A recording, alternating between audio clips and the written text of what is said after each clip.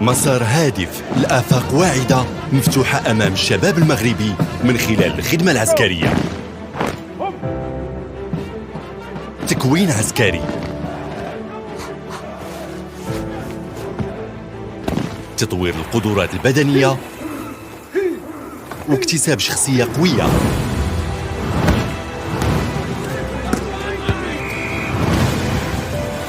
تكوين في عدد من المهن بطرق بيداغوجية عصرية مبنية على أسس علمية وبوسائل تكنولوجية مع الاستفادة من خلصة شهرية.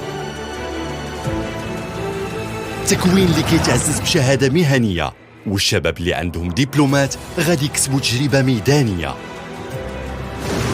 الخدمة العسكرية، ومن بعد الإقبال والنجاح اللي عرفاته خلال السنوات السابقة كتبقى مسار واعد يمكن يسهل على المجند ولوج سوق الشغل أو يقدر يسهل عليه الالتحاق بالمؤسسة العسكرية. الخدمة العسكرية انطلاقة فعلية لحياة عملية تخلي شبابنا مفخرة لبلادو، مفخرة لراسو ولناسو.